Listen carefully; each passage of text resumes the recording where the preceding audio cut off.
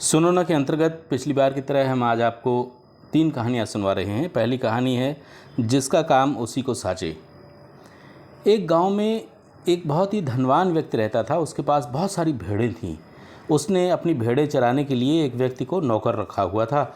एक बार उस धनी व्यक्ति को ऐसे स्थान पर जाना पड़ा जहाँ समुद्र था। वो समुद्र के किनारे तट पे बैठ गया। सुबह का समय था और समुद्र भी शांत था। वो तट पे बैठा ठंडी हवा का आनंद ले रहा था और दूर लंगर डालकर खड़े जहाज़ों को देख रहा था।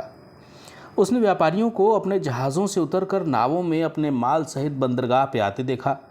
वे तटीय क्षेत्रों में आकर अपना माल बेचते या माल उतार के वापस लौट जाया करते थे। ये सब देखकर वो इतना रोमांचित हुआ कि उसने निश्चय कर लिया कि वो भी व्यापारी बनेगा। गांव वापस आकर उसने अपनी सभी भेड़ें और समस्त अचल संपत्ति बेच दी और एक जहाज़ खरीद लिया। कुछ दिनों की कठिन तैयारी के पश्चात वो जहाज़ पर सवार होकर यात्रा के लिए निकल पड़ा। 3 दिनों तक यात्रा सुखद रही। मौसम अच्छा था और समुद्र शांत। लेकिन चौथे दिन मौसम खराब हो गया। शाम होते ही भयंकर हवा चलने लगी। तूफान से जहाज एक ओर को झुकने लगा। समुद्र अशांत हो गया। समुद्र में उठती ऊंची ऊंची लहरें जहाज को किसी खिलौने के समान ऊपर नीचे पटकने लगीं।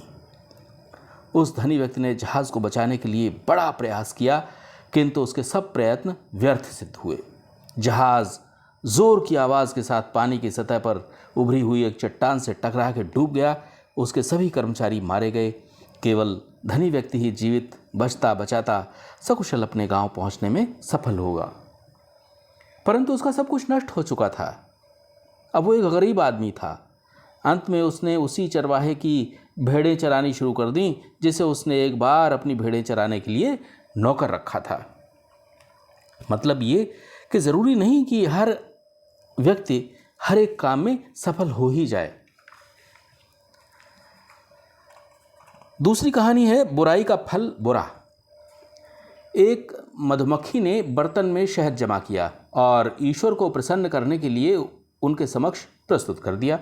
भगवान उस भेंट से बहुत प्रसन्न हुए और मधुमक्खी से बोले कि वो जो चाहे मांग ले, उसे पूरा किया जाएगा। मधुमक्खी सुन के बहुत खुश हुई। वो बोली, हे सर्वशक्तिमान, यदि आप सचमुच मुझसे प्रसन्न हैं तो मुझे ये वरदान दें कि मैं जिसे भी डंक मारूं वो दर्द से तड़प उठे। ईश्वर ये सुन के बड़े क्रोधित हुए।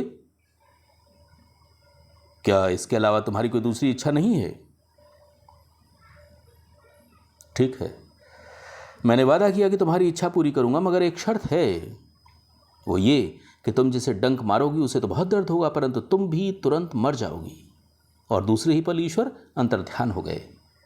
मतलब ये कि दूसरों का बुरा चाहने वालों का भी बुरा ही होता है।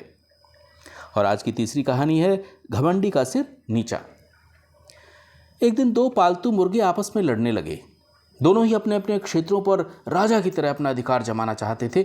झगड़ा इतना बढ़ा कि दोनों बहुत बुरी तरह आपस में गुथ गए। दोनों ही अपने नुकीले पंजों से एक दूसरे का पेट फाड़ देना चाहते थे। लड़ाई के दौरान दोनों मुर्गे हवा में ऊपर उठते, उछलते, एक दूसरे के सामने आते और अपने पंजों से एक दूसरे का पेट पे वार करते। ये लड़ाई काफ़ी देर तक चलती रही। एक मुर्गा तो इतना ज़्यादा घायल हो गया कि उसने मैदान छोड़ दिया। दूसरा मुर्गा इतना प्रसन्न हुआ कि वो एक इमारत की छत पर चढ़ गया और ज़ोर ज़ोर से चिल्लाने लगा, मैं जीत गया, मैं जीत गया, वो देखो वो डरपोक भाग के जा रहा है। उसी समय एक उकाब ऊंचे आकाश में अपने शिकार की तलाश में उड़ रहा था। उसने नीचे मकान की छत पर मुर्गा खड़ा देखा। वो फुर्ती से मुर्गे पर झपटा और उसे अपने खूनी पंजों से दबा के उड़ गया। घायल मुर्गे ने उकाब को दूसरे मुर्गे को अपने चंगुल में ले जाते हुए देखा तो मुस्कुरा के कहा, अहंकार सारी बुराइयों की जड़ है। मतलब ये कि आखिरकार घमंडी का सिर नीचा ही होता है। तो सुनो ना के अंतर्गत आज आपने ये 3 कहानियां सुनी। अगली बार हम आपको फिर और कहानियां सुनवाएंगे।